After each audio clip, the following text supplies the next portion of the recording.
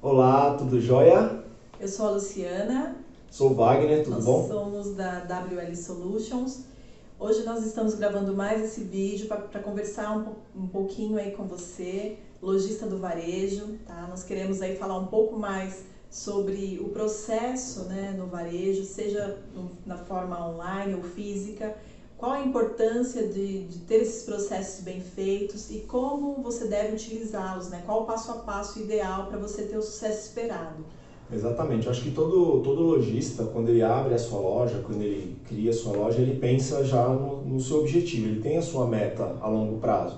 Mas você pensa no passo a passo para atingir esse objetivo, né? Quais os passos você precisa dar, quais os obstáculos você precisa vencer, como você vai vencer esses obstáculos, é onde entram os processos, né? Exatamente. É quase que uma receitinha de bolo de Isso. como sobreviver e como se preparar para qualquer crise, para qualquer tipo de negócio, para enfrentar as adversidades. Acho que é isso, né?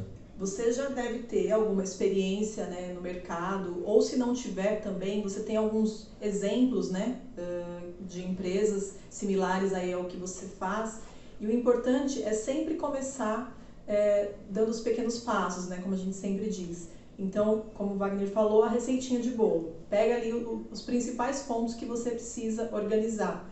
É o estoque, é sua carteira de clientes, sua carteira de fornecedores, né? Detalhe tudo certinho, né? Financeiro, Isso, e vai fazendo, marketing. destrinchando esses processos que você tem para ver o que você precisa melhorar de fato.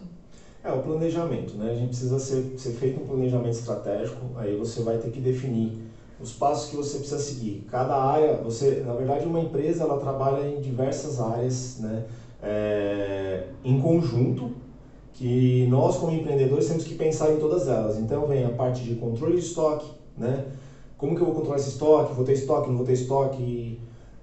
Sou serviço, sou produto, tem essa diferenciação. Meus clientes, meu CRM, como que eu vou controlar meu CRM? Como que eu vou ter meu contato com os clientes? Aí entra duas vertentes, né? Como eu vou vender para captar novos clientes, como eu vou trabalhar vendas e retenção. Aí entra o marketing para te ajudar. Como você vai fazer o marketing para esse cliente? Também. Quem é o seu cliente, né? Primeiro eu preciso saber quem é o meu cliente. Ah, mas eu não tenho ideia de quem é o meu cliente.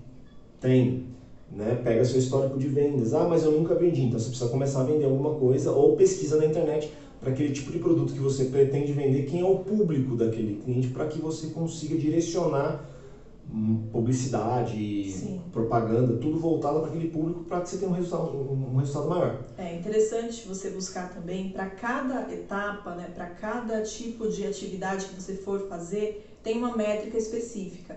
Então essas métricas, com esses números, com esses dados, é que você vai ter a noção do que você precisa fazer ou não.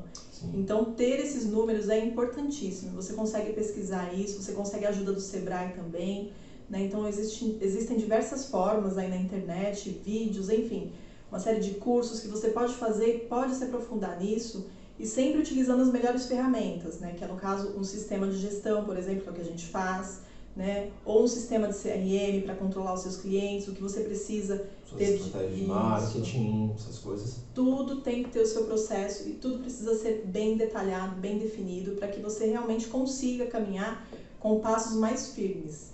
Uma dica que eu dou assim, além a gente tá falando bastante cliente, estoque e tal, uma outra coisa que é extremamente importante você ter isso em mente, que precisa ser controlado de forma bem feita, é o seu dinheiro financeiro.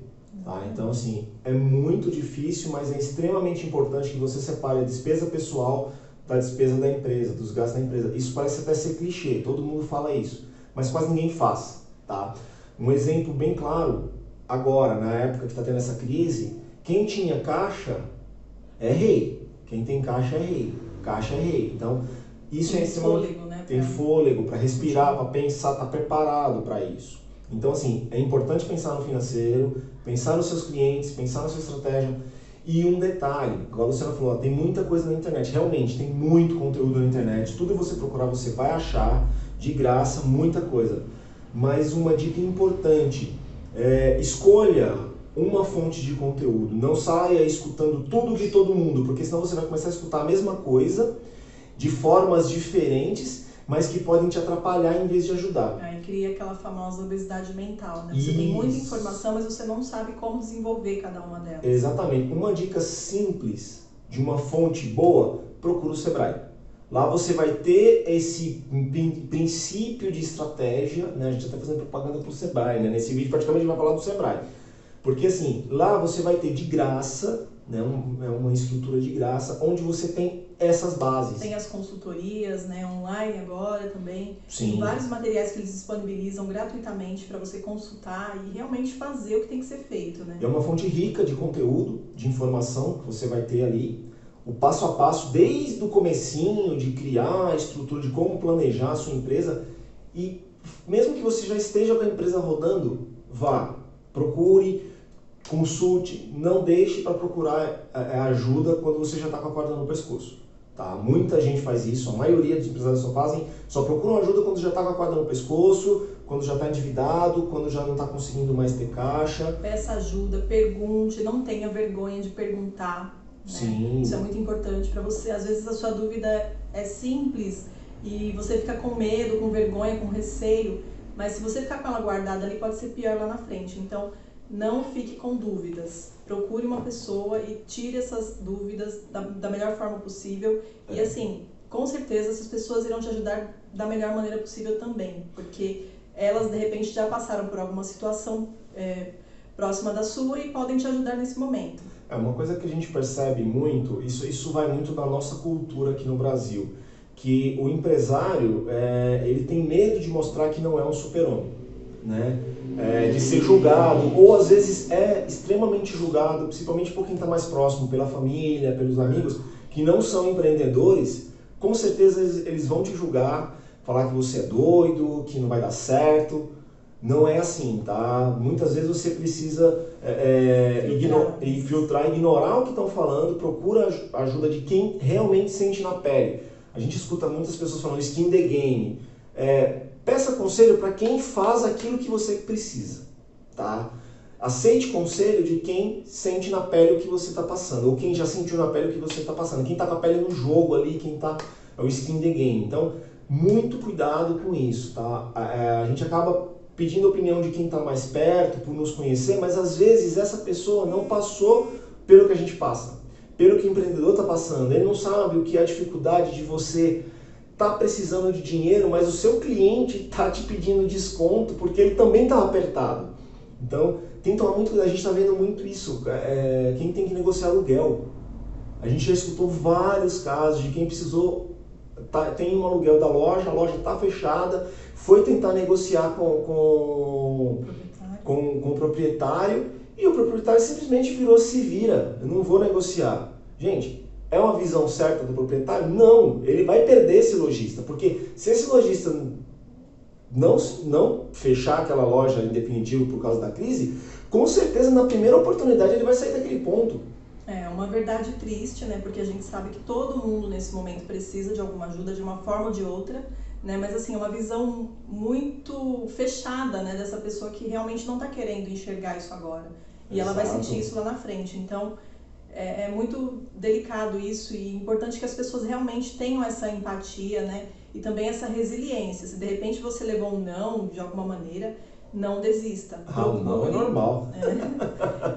O não é normal. Para o empreendedor, né, o não já é uma coisa corriqueira. O não é garantido. Isso. Corre atrás dos sims. E eles estão aí e eles existem. Então, o não já é garantido, você já tem. Então, vai atrás dos sims.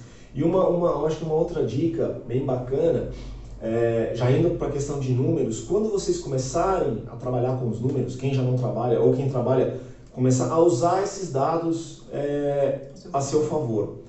Um exemplo, né, por exemplo, fluxo de caixa, quem consegue controlar, fazer certinho.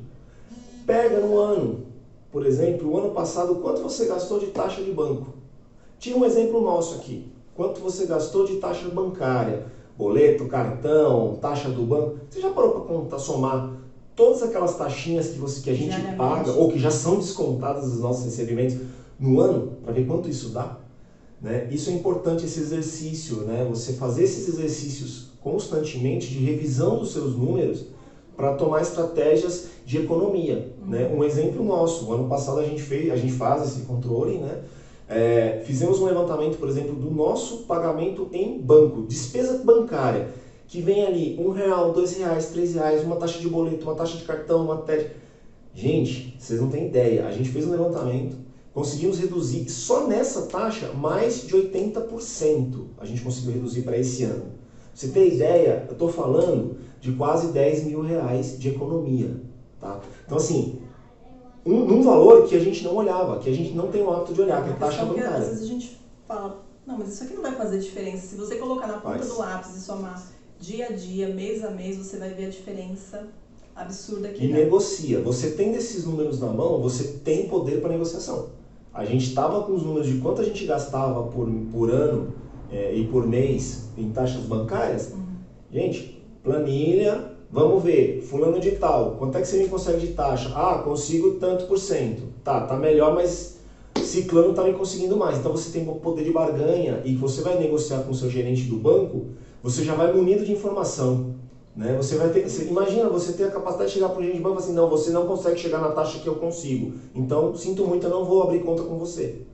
Você entendeu? Isso dá um poder para você. Isso, estou falando de um exemplo, tá? São várias situações que você pode ter aí com fornecedores. Ferramentas que você consegue desconto. Sim, muitas coisas. É só você buscar realmente aquilo que você tem no dia a dia. Começa a listar, eu pago isso. Né? Como que eu posso economizar aqui? Como que eu posso reduzir custos? Né? Qual o fornecedor que vai me ajudar? Ou eu preciso conversar com o fulano de tal, enfim.